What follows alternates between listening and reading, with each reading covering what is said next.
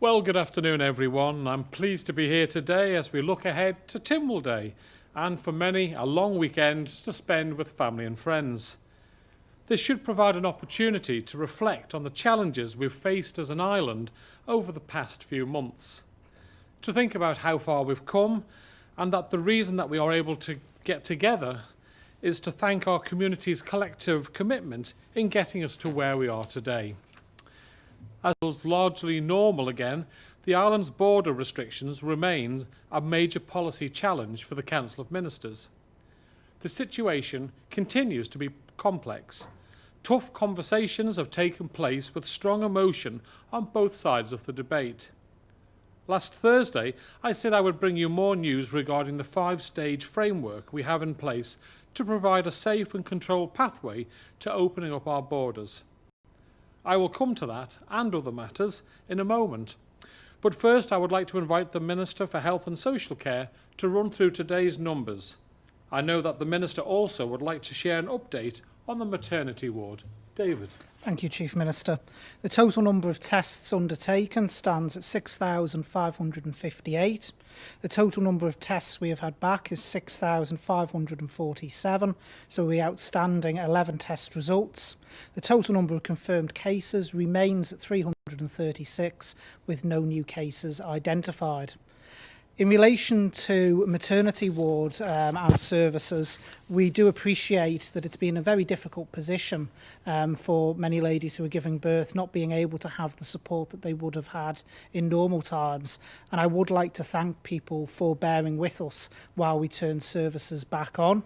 I'm delighted to be able to announce that with immediate effect, we have removed the restrictions around birthing partners. They have now been lifted.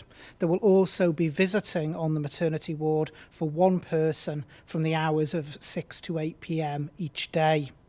The only thing that we will be asking is that those birthing partners remain with the lady giving birth throughout the entire period, and that they don't, as they could pre-COVID, nip in and out as they wish. We will be asking them to remain with the lady for the entire period. But thank you once again to everyone who has bared with us as we get our services back to normal.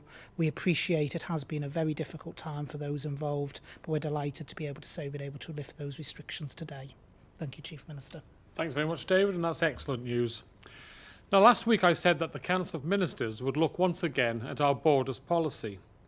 I said that we would consider if we were ready to take the next step in allowing more movement in a safe and controlled way. The Council of Ministers discussed this in detail today. We looked at relevant data and we considered the situation faced by our near neighbours and further beyond. We have decided that we were not ready to move from level 5 to level 4, not least while so much uncertainty remains in the United Kingdom and elsewhere. We may be close, but we are not yet there.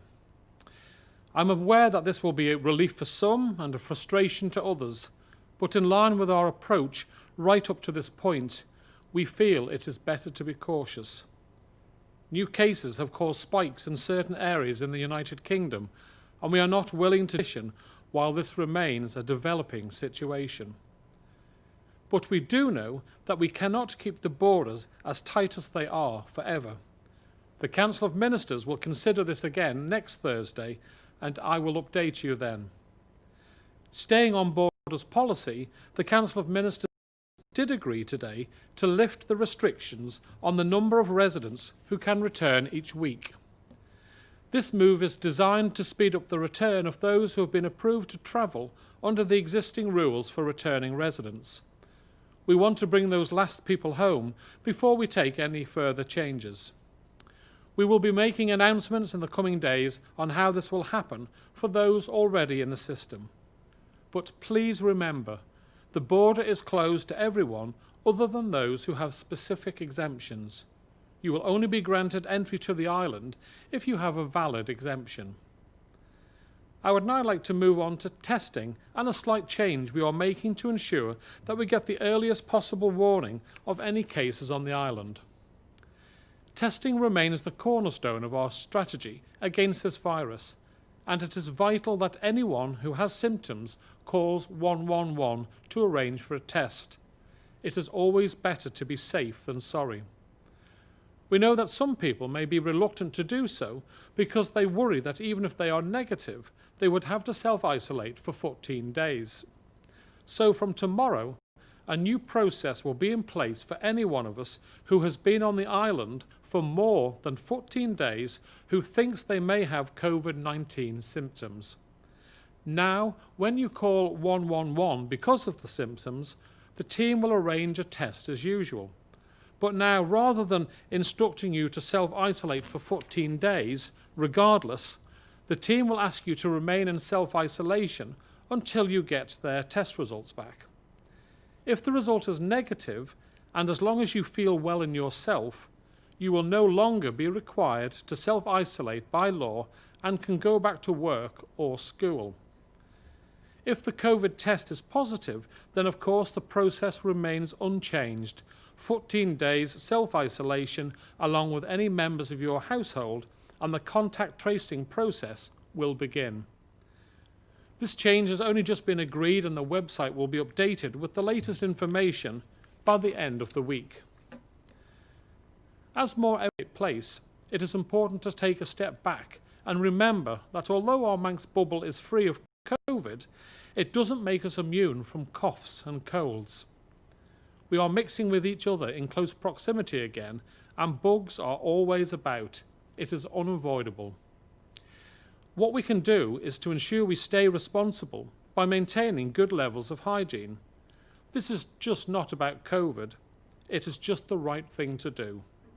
Remember to catch it, bin it, kill it, and wash your hands frequently.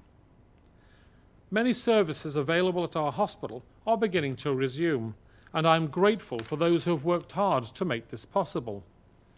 But we have to remember that the process can take longer in some cases than others. I need to ask everyone out there to remember that all our health and social care staff, who have been under a great amount of pressure in recent months, are doing their absolute best to return services to normal. Please bear with us and show understanding when inquiring on the status of appointments. These people do deserve our respect. I would now like to open up to questions. And first today we have is Leanne Cook from 3FM. Leanne, good afternoon. Good afternoon, Minister. I hope you're well. You've answered my first question. I was going to ask about birthing partners in the maternity ward, but you've answered that, David. So, my second question is for the Health Minister, though, please. I was just going to ask if you could clarify the current procedure in regards to doctors' appointments. I just wondered if they're still implementing social distancing in these types of settings. It's just as we've heard mixed reports and some people aren't sure what to expect if they have appointments. So in relation to doctors and GP surgeries, at the moment they're still doing the telephone triage. So they are checking what people require via telephone and then inviting in for physical appointments those that the doctors themselves believe they need to see. When people arrive at the surgery, we have now removed social distancing as a department policy, but if the doctor's surgeries themselves feel it's more appropriate for that to continue, then they're fully free to do that, but it's not something that's been mandated by the department. So you may find different surgeries will take different approaches. Okay, thank you. And my second question is for either of you, really. It's just in regards to entertainment on Ireland, for example, the Villa Gaiety reopening. For the likes of entertainers, musicians or artists coming over to the Isle of Man, just wondering if any thought's been given to if they'll have to isolate or will they be able to come over and then leave?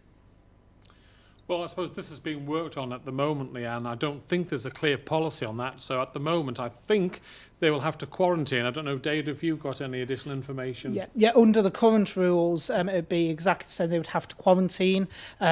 Also, equally, it would depend whether they meet the key worker exemptions for them to be able to enter the island as things currently stand. Obviously, a lot of the shows that are going on aren't starting up really until around about late August, September time. It's very hard to predict that far in the future what the situation is going to be. But at the moment, they would have to comply firstly with the key worker policy to be able to enter the island. And then even if they complied with that, they would have to self-isolate and there would probably be restrictions around what they could do in any performance, because of obviously the need for them to social distance. Yeah, Okay, so thank you. I sincerely hope that we are in a position that come September that they can move onto the island, but let's keep fingers crossed on that. So next we have Amanda Cashmore from Jeff the Mongoose. Good afternoon, Amanda. Faster Mai. Good afternoon. My first question is for the Health Minister, if that's okay. There are some scientists who believe the T cells in our immune systems have been used to fight the virus, rather than those testing positive for COVID-19 developing antibodies. Are you considering undertaking COVID-19 T cell testing as well as antibody testing to get a better picture of those who've been infected on the island? Well, at the moment, in relation to the T cells research, it is still very early days, Amanda. So we need to see more firm evidence of that. There has been, as you rightly say, several scientists now from across the world that have actually come forward and postulated this. But at the moment, we are sticking with the antibody testing. Of course, the whole point of the antibody testing isn't to tell someone whether they have had COVID-19, because there's no automatic immunity inferred in that. It is a population study. But we are looking at the interesting results that are emerging in the scientific community around T cells. But as a small jurisdiction, we will need to see where that goes in the larger jurisdictions first. Thank you very much. And secondly, for you, Chief Minister, for anyone coming onto the island granted a key worker exemption from strict, can we expect to see testing when they arrive in the next few weeks? We know it's not 100% accurate to test someone when they arrive, but as we have the testing capacity now, does it not make sense to be as safe as possible? Well, obviously, we take advice, Amanda, from our medics on that. The testing situation only tells you the situation on the day that the test is carried out. It doesn't say that whether the person has COVID or not, and therefore it's not something that gives you a really good, safe record of that person's position. But obviously, this is something that our medics are looking at, and if we feel the need to change to that system. Obviously, we're looking at all sorts of new systems. The Guernsey are trying a model out later on this week on 7-day isolation and then having a test. So there's quite a few thought processes going on making changes, and we'll announce that once we feel comfortable that it's the safe and right thing to do. Just to go back on that, though, I'm not suggesting that those people wouldn't need to social distance anymore, but seeing as we have that capacity, does it not make sense to test them? And then if they are negative, you know that you need to go in strict quarantine. Well, it's something that we can I do. should say. The only problem is if we do testing at the borders, which has been a question that's been asked time and time again, we're taking medical staff away from the hospital or the job that they're carrying out to do the tests, which is something that we're reluctant to do. But if the advice that we are given is that the test will be a safer way of doing things with visitors coming to the Isle of Man, then of course we will look at that. I don't know, David, if you want to add anything on that topic. Yeah, just to very quickly add, Chief Minister, of course, one of the key things has been around the 14-day self-isolation for those entering the island, and even with key workers outside of their job, they have to self-isolate for 14 days. That's regardless of whether a test would come back positive or negative. So at this stage, testing wouldn't actually add anything to that. They would still be required to do the 14 days. We constantly look at our testing pathways to see if there's, on a risk-based approach, something we can do differently. The Chief Minister's already announced a change today for those who are on island for 14 days, but for those coming into the island, we're not willing at the moment to relax the 14 days self-isolation, because we believe, along with border control, that has been one of the biggest impacts on us being able to get where we are today. Thank you. Okay, thank you very much, Amanda. Now we move on to Josh Stokes from ITV. Good afternoon, Josh. Good afternoon, Chief Minister. We were originally told the 5-stage document on borders was to be released publicly last Friday. We still haven't had full confirmation on exactly when that will be published. And the government is arguably at its most comfortable stage now of the pandemic, where the island has no active cases. The majority of people are now going about their day-to-day in a somewhat normal fashion. So is there a deliberate delay here on borders and more of a focus on the government's ongoing reputation? Because whatever you do now going forward with the borders, the island will be at its greatest risk of a second wave. So is there a balance there between the government's reputation amongst the public and the plans now going forward, especially given you've also said you're not willing to drop to stage 4 at this stage? Yeah, well, first and foremost, Josh, I don't think I'd ever say I'm comfortable. There's always plenty going on, and as you've rightly said, the borders is a very hot topic. We always do what we believe is right with all the evidence and the information. I don't go in for popularity stakes. It's what is right. And as a Council of Ministers, we feel that with the situation in the United Kingdom at the moment, we're not quite ready to move from stage 5 to stage 4. We've looked at that data. We hope to be able to move fairly soon. And I think in a week's time, we'll hopefully see some of the information that we're looking for to see whether we can make that move or not. So, yes, it's a tough decision to make, but we will make it based on the best evidence and never worrying about our reputation. It's what's right for the island. And whilst we've got to be cautious, equally we can't be too cautious. It's just getting that, it's the Goldilocks syndrome, isn't it? We try and get it just right each time. We don't always get it right, but we do our very best. Okay, just a supplementary to that, we keep hearing it needs to be safe enough, but what exactly does that look like? Is it the number of cases, number of deaths? What is deemed as safe in the UK? Well, we're looking roughly at an infection rate that's happening in the United Kingdom. So it's 1 in 2,000, for example. Now, the most recent figures, they're there now, but they're slightly late, and the statistics in the United Kingdom show that at best they've plateaued. There has been a number of increases in, and you've seen Leicester, certain wards of Leicester shut down, and expected spikes in other regions in the north and the northwest. So I think when we've seen the next week's figures, then we'll be a little bit more confident should we make the change. Okay, my second question is that there certainly seems to be quite the celebratory atmosphere on the island still, and with no future plans or procedures that we're aware of for a second wave here, it does beg the question to how willing you think the public will be to comply with future restrictions again, if or when future measures may need to be brought in. Is that a concern? Well, obviously, it is a concern, but I mean, I have no reason to doubt the Manx public. They've been fantastic. They've followed the advice and requests that we've made.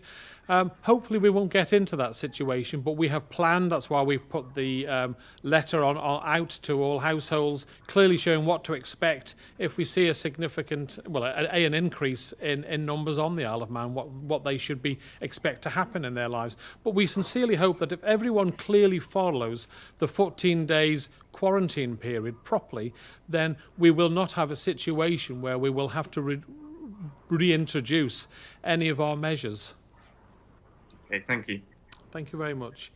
And next we have is Sam Turton from Isle of Man newspapers. Good afternoon, Sam. That's right, Chief Minister.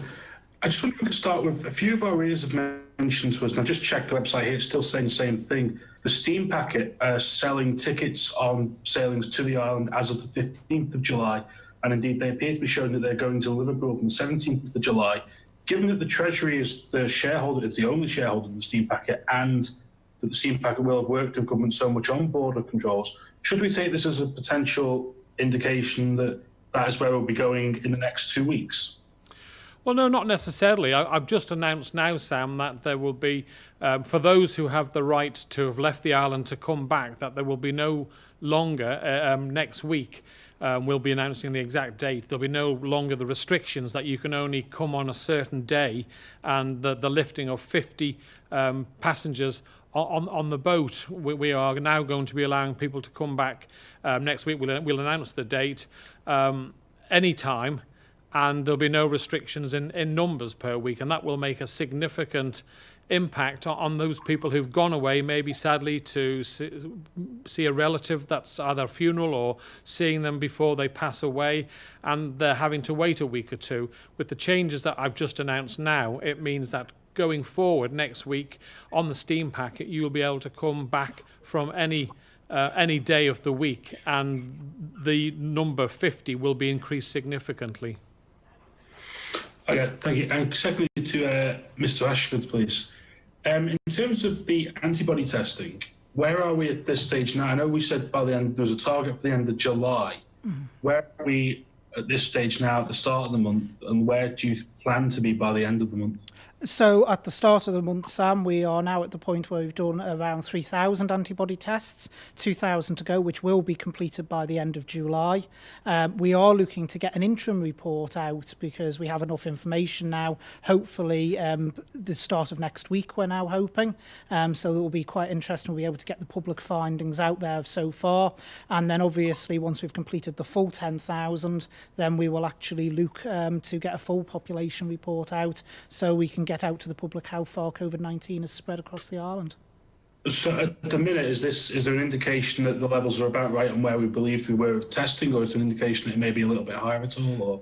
We're actually ahead of where we expected to be at the start of this month in terms of the antibody testing. At this point, initially, we were expecting to be around about 2,500, so we're roughly around about 500 tests undertaken ahead of that.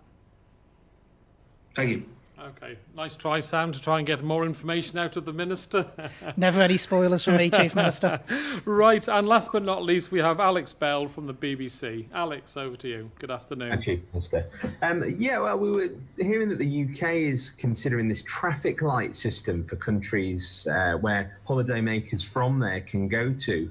Once the borders do open, can we expect the Isle of Man to apply any kind of different restrictions to people who come in from different countries?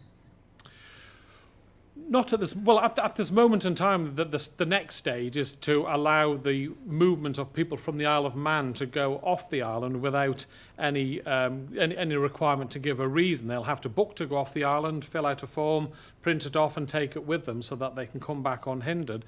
But we're quite a stage down before we get to A, opening our borders, and B, deciding whether it's a free-for-all or certain countries.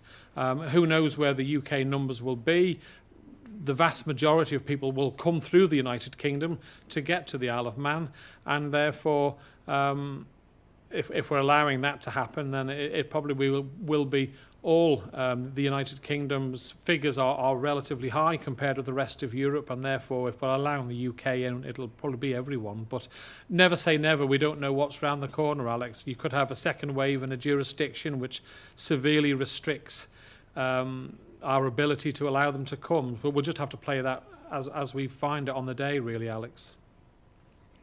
Thank you. And the second question, I don't know if it's more for the Health Minister or for yourself, just concerns this change you're making to the testing-based self-isolation requirements that you mentioned there. When is that coming in, sorry?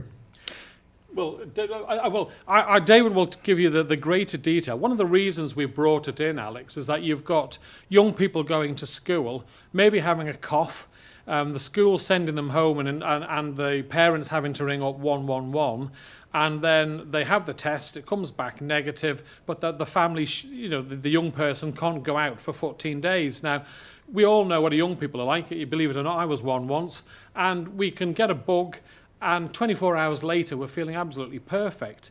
But if that bug shows any similar symptoms to COVID-19, we've been making that person, the household, shut down for 14 days. And we're trying to encourage people that if they think they might have it and they haven't, to come, instead of staying home and thinking, well, I don't want to be isolated for 14 days, they'll come forward, have the test, and if they don't have it, and the symptoms have gone away, then they will be able to move freely around. And David, if you want to expand on that. Yes, thank you, Chief Minister. Just to say, Alex, that obviously people who've been on Ireland for the last 14 days, their risk profile is very different to those who may have been travelling elsewhere, because we haven't had any confirmed cases. So it's sensible now to move to that position where if people have been on Ireland for over 14 days, they have no travel history, then it is sensible that if the test comes back negative, we can assume pretty much that is accurate. In terms of doing it a different way, if we carried on the way we are, if you had a household, say, with 3 children, it would only take a couple of cases for households to become permanently locked down into 14-day isolation. And with the economy returning, people needing to go back about their daily business, it's just not practical. So we take a risk-based approach, and for those who are on Ireland for 14 days or more, this is a perfectly acceptable risk-based approach to take. Yeah. I suppose the question I was getting at, though, there can be false negative results, can there? So it would only take one person who in fact had it to spread it within the community again. But if people have been on Ireland for 14 days, bearing in mind we have low to zero community transmission because we've now got over 40 days without an identified case, then the risk is exceptionally low. If we started identifying cases again on Ireland, then obviously, as with every decision government makes, we would have to review the position. Okay, thank you. And just for clarity, when is that change coming in? So the change is coming in from tomorrow. Thank you. Yeah, it's at the end of the day, Alex, it's common sense, really. If we implemented the current policy with schools back now and virtually 100% of all our young people back at school, then we could see a situation where a third to half the school are off because there's a cold going around. So we're trying to be as reflective on the situation as possible. The fact that we have a fantastic situation where we haven't had any cases for over 40 days would show that if a young person goes down with a high temperature or a cough, etc., then it probably is just a bug which does the rounds around the school and will be gone in a short period of time. So I hope people see that this is us trying to be a common sense approach and be as flexible as possible while still protecting the health of the island. Well, thank you all very much, and thank you again for joining us this afternoon. We know that these press briefings remain popular and they will continue. As Monday is a bank holiday and attention will be focused on the Tynwald Day ceremony in St John's, the next one is scheduled to take place on Thursday. Statistics will be published tomorrow and will then pause for a long weekend before resuming on Tuesday. In the meantime, I hope everyone has the opportunity to take some time this weekend, particularly as we celebrate our National Day, to appreciate how far we've come and the collective effort involved in getting us here. For some, Tynwald Day is a ceremonial occasion to be marked solemnly in recognition of our national identity and long, proud history. For others, it is marked in the calendar as a chance to mingle, have a drink and catch up with people we haven't seen since the previous year. However you choose to spend Tynwald Day, maybe take a moment to reflect how we have proved that one island, one community, and how we've done so well. We have responded to an unseen threat and have looked out for each other. Everything we have achieved together. We have done this by understanding the risks and making the right decisions for our community. We work together for the good of our precious island, and we must continue to stay responsible while navigating the best way forward in what is a constantly evolving situation. Thank you all very much.